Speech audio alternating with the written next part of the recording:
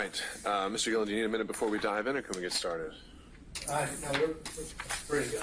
Okay, so just teeing this one up. I know there's a good bit of your motion that goes back into a lot of ground I think we covered at the December hearing. Well, let me start off with some good news for the court. I'm happy to hear it. See the smile already on the court's face. Wow, consciously our general and specific demur, a great deal of that does go into the areas of RICO that the court has not only ruled on but heard other arguments. Well, I haven't ruled on it yet, but it was just we talked about continuity. We talked about in October the 17th ruling addresses some of the issues that were addressed. So I'm not going to replow that ground. That the court has heard. I'm aware of the government's position. I know that probably ruined Mr. Floyd's day by not allowing him to get up and go back over his RICO expertise. I'm not going to do that. What I'd like to do, though, today is to move forward to some areas that I do think needs to be. And the question really, when the court said, do we want to have oral arguments today or not? And then the question was, well, because on the RICO thing, I think I probably could have said, if it was just the RICO component, I would have said, fine, let's just do it on the papers. You've got a lot of other counts. There's some other things that I wanted to talk about and have the court focus on as it relates to some of the other aspects of the demurs, special and general demurs, and to focus on that in this way. Number one, I want to talk a little bit about some of the counts impersonating public officers. I want to talk about the forgery, the false statements, briefly, and talk about that, but also to raise this issue with the court. Now, we argued that in our pleadings, but the defendant still filed additional motions on these very issues and did a very, very good job in a lot of his arguments. We know that the court granted the stay for defendant Still because he's of the state legislature, and thus, had that not happened, Mr. Beaver would be here with me talking about these issues. I think that the Still pleading addressed a lot of the issues that were raised in the response by the state, and so with the forgiveness, hopefully, of my dear friend Mr. Beaver, I'm going to mention some of the things that they mentioned, but I would hope on behalf of defendants Still, the court may listen to what I say, but also prior to ruling on these particular issues might afford defendant Still the opportunity to have his own oral argument day so that he could more fully address these issues, and that's and I would appreciate that on his behalf. When we talk, let's get on to it. We're talking about impersonating a public officer charge, and we talk about that. When we talked about that, we talked about whether or not the charge. Definition of public officer, right? Impersonating a public officer charge, count 8. We say that's subject to dismissal. In that pertinent part, it says on October the 14th, on or about December 2022, unlawfully, falsely held themselves out as the duly elected and qualified presidential electors from the state of Georgia, public officers with the intent to mislead. Now, what we did in our pleading is we said, well, that is defective because under the statute 2151, as public officer, there is no reference there to presidential electors as being public officers, and therefore that should carry the day for us. The state's response says, well, not so fast, Mr. Gillen. We've got cases here that talk about situations in which 2151 doesn't carry the day and isn't. Well, not even cases. I mean, the statute itself. Right. I mean, you're pulling that from the ethics statute. Exactly. So I'm not really sure why I didn't look at that. I mean, public officers all throughout the code, and it's just kind of one of those hanging kind of question marks, I suppose. So what the state does, and I can see the court's point. I'm not going to argue that. What I am going to say is that what they say, they cite cases where there are individuals that are impersonating agents, police officers, peace officers, or agents for Metro Atlanta Human Trafficking Task Force. Okay, that falls into that category. Trafficking in the task force or a federal agent. Those are things that the state responds to. I think that in the Still motion, it covers some of the concerns the court may have regarding this issue of public officer and why we think that we should prevail on this as well. Again, hoping Mr. Beaver has his day. Well, do me the favor, actually, I've kind of put the Still motions in a box, and I haven't opened it yet, so make those arguments for me. Well, I'm going to, all right. But not as articulately, I'm sure, as Tom could do it. But I'll give you the flavor. The flavor of it is that in the Still motion, which we adopted after it was filed, it talks about how other case law in Georgia, when it talks about, first of all, 1610-23 doesn't define public officer. So we start from that, so we've got that out there. Not defining the public officer. Now, but the Still pleading does say that the issue of who is and is not a public officer is addressed in other contexts in Georgia law. Usually in the quo merito proceedings where somebody is trying to find out the legitimacy of somebody having or holding a particular office. And in that context, there are cases citing in the Still pleading that address this very matter. They cite Brown v. Scott and as a case in which the Brown v. Scott case, whether or not an individual has designation or title given to him by law or exercises functions concerning the public assigned to him by the law, they cite Brown.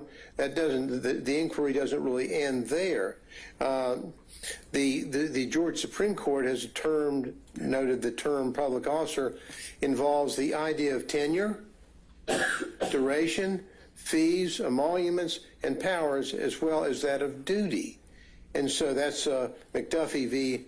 Ferguson, and that has to do really with grand jurors. So when someone says, well, is a grand juror a public officer? And the court breaks down an analysis talking about that, saying not really, because grand jurors may only meet for a few days. They're not essentially they're not there for some sort of duration or tenure. They don't take the same oath of office as prescribed for public officers, and they lack the element of tenure and duration which must exist to qualify as a public officer. Well, so how would that apply again to like a purely fictional task force? Well, I mean, let's forget the purely fictional task force. It would let's have it that case law from our Supreme Court, how it applies to our case, and how it applies to our case is the presidential electors are not people who have lengthy tenure, duration, which it must exist. Frankly, their job is to meet for one day. No, I see your framework there, but if the framework is actually in this, whereas the Metro Atlanta Human Trafficking Force, it doesn't even exist. Well, it doesn't. But someone is pretending to be an agent.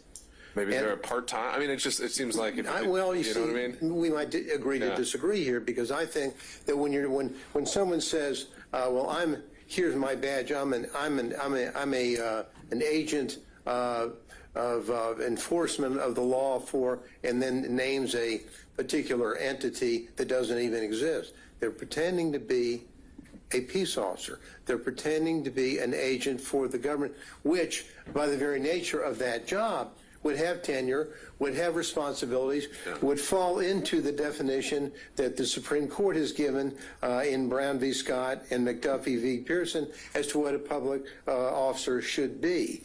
And so in that context, we have, and same thing actually, it popped up again on the issue of in Morris v. Peters, another case, Supreme Court case, dealing with whether or not someone is a public officer. That had to do with a quo warranto against the chairman of the Georgia Democratic Party and whether or not he would fall in as a public officer. Bottom lining it, like in that case, and which found that he was not, like grand jurors and public official, party officials, presidential electors are not public officials under Georgia law, especially for purposes of 161023.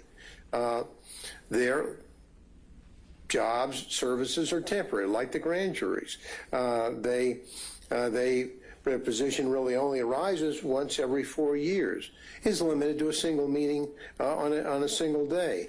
So it lacks that element of tenure and duration which must exist.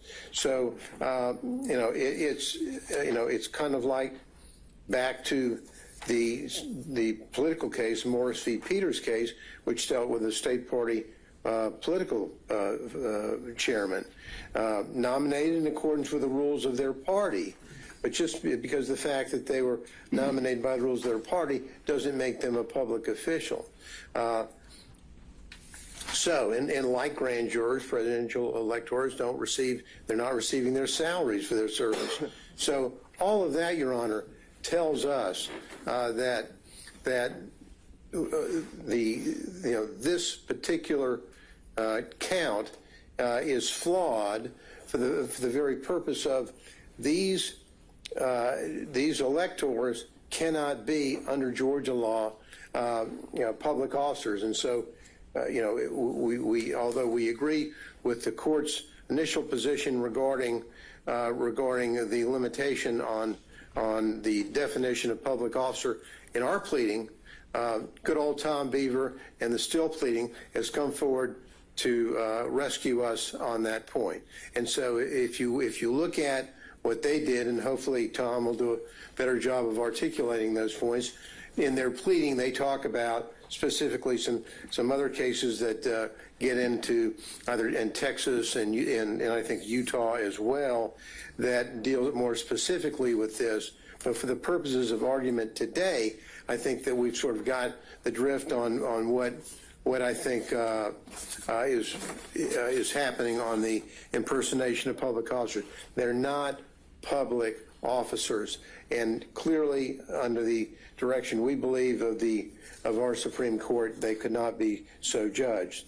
Now, again, I'm not going to spend a whole lot of time up here with the court, but I do want to touch on a few of the other components of our pleading. The forgery counts. Now, we indicated in those counts 10 and 16 are sufficient to dismissal. Writing a check in a fictitious name or manner that the writing is made or altered purports to have been made by another person. That's the definition of 1610.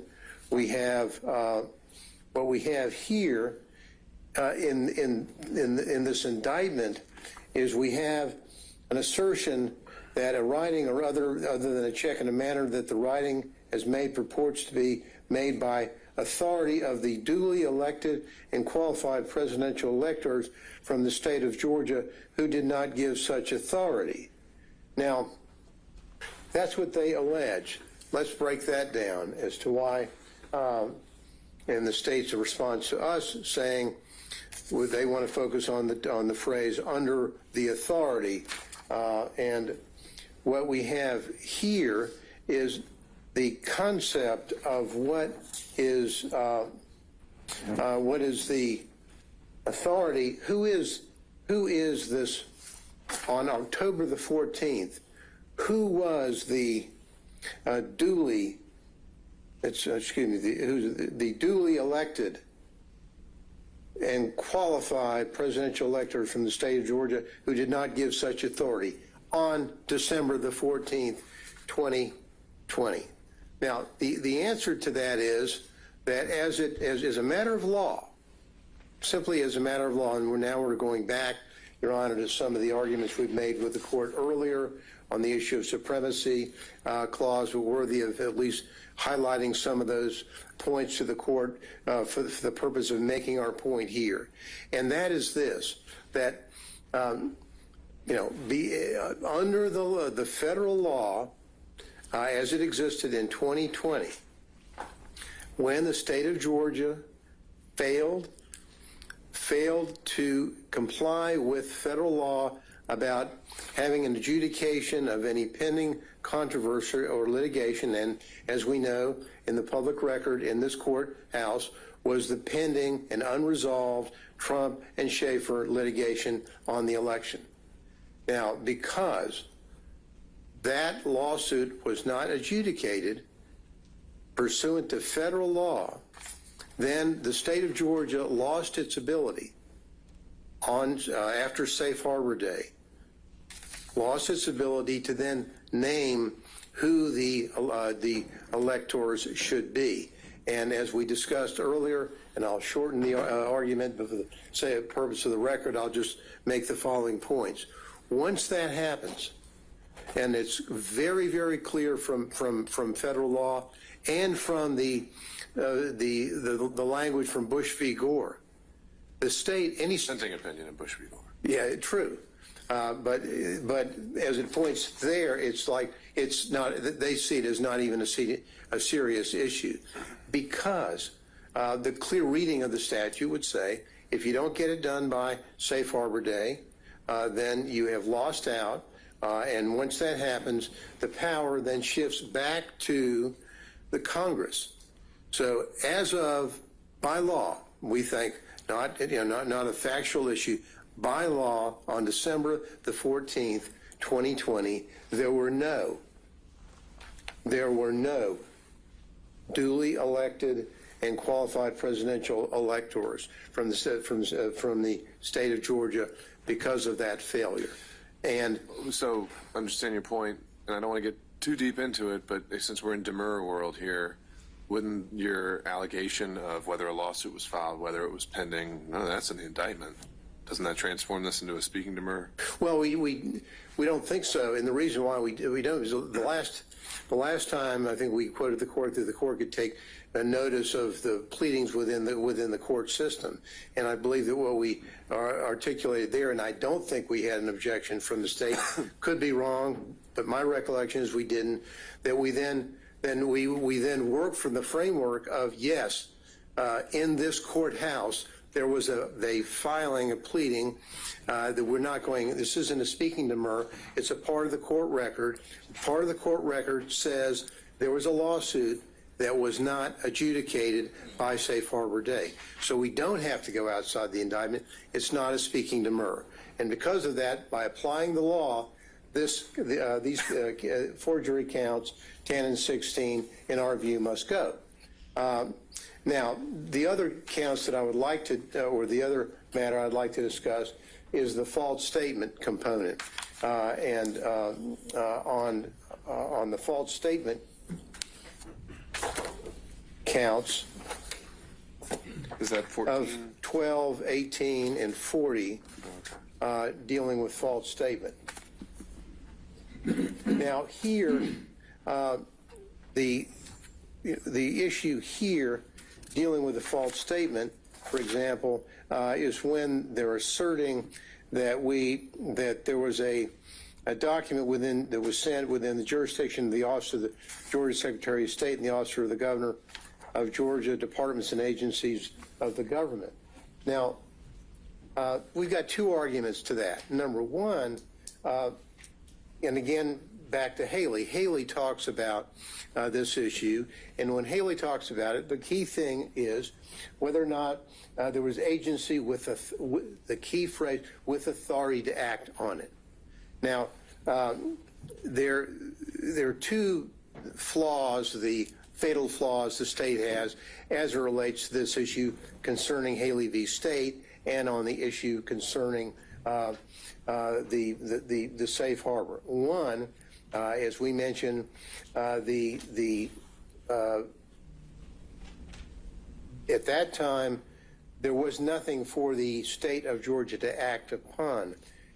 They merely received the information. It was merely a sort of a ministerial act, if you would.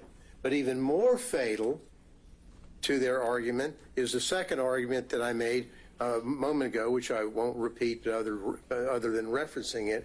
The failure to act by safe harbor date renders any activity on behalf of the state of Georgia, be it the governor or the secretary of state, renders that gone, because now it's all gone back up to Washington, to Congress to deal with that.